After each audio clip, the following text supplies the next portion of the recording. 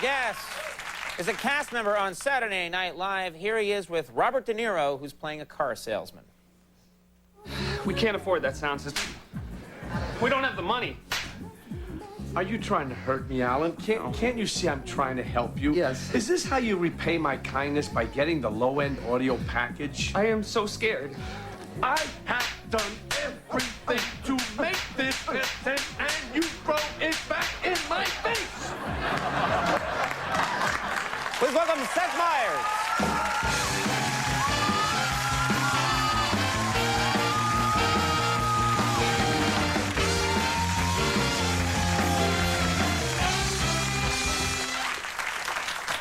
You know, that must, I mean, it's still relatively early in your career, I'm guessing, yep. and you're working with Robert De Niro. It's yeah, like, that was... how do you top that? That must have been really fun. I don't think you do. I think I've reached the zenith of my career, probably. Maybe not. Probably because down now you're here with the maestro. Exactly. Well, I guess today's a big day.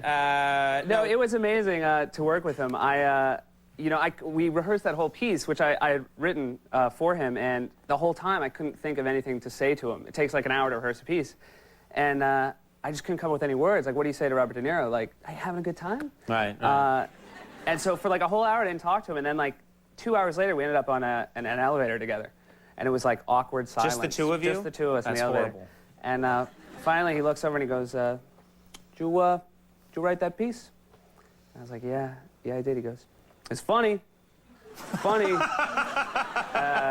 I was like, that's it. That's the best moment of my life. That's going to be it right there. I shouldn't even have kids. Would have been funny if you would disagree with them. No, it's not. Yeah. Yes, it is. Yeah. No, it's not that. No.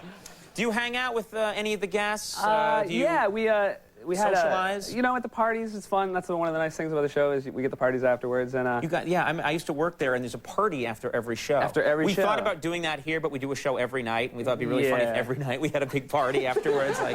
But no. So once a week is more than enough. But we had Fish a couple weeks ago, and they were really great Fish. guys. Yeah. Sounds like you had ordered it at the restaurant. Yeah, we had Fish at the party. It was wonderful.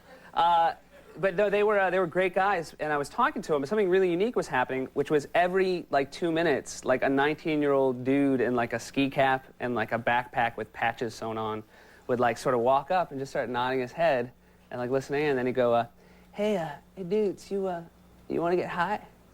And the lead singer of Fish was like, no, we're cool, thanks, man. He'd be like, all right, you know where to find me.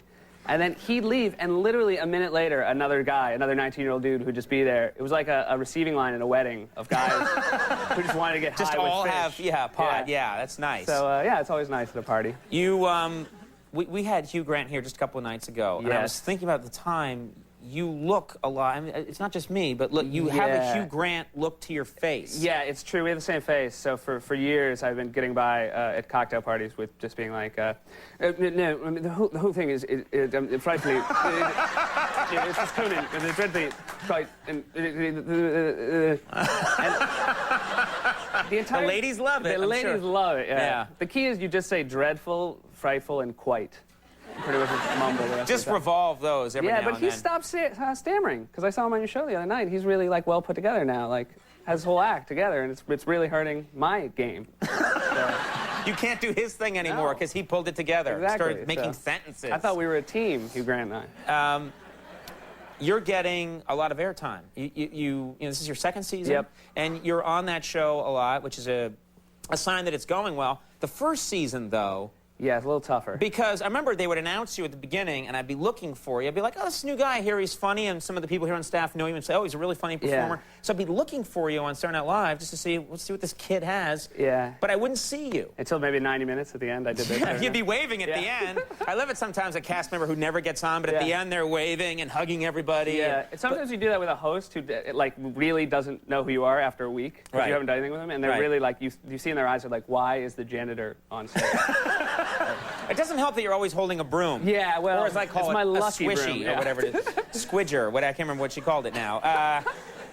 But the first season, I'd always be looking for you, and I wouldn't see you, and then people were saying, like, no, he was the one in the bear costume. Yeah, and you were always in a bear costume on that show. Yeah. Explain that. Well, there's not a lot of glamour in the first year, and a writer asked me if I wouldn't mind playing a bear in one of these scenes, and the scene kept almost making it on the show, and it involved a bear kissing like a beautiful Hollywood starlet. So it actually worked out really well for me because it would get cut, and then I'd sort of hope every time a starlet came back, like, I hope we do that bear thing again. Right. But you're wearing like a giant bear head, so you're a full foot away from like Gwyneth Paltrow's mouth. Because the snout is that big? Long.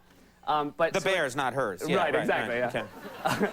But she's got a huge honker, yeah, folks. Right. It doesn't show up on camera, Yeah, well, but the in magic person, of it's films, horrible. Yeah. But it's amazing because I think I know what it would be like if a bear ate me whole and then that bear made out with Gwyneth Paltrow.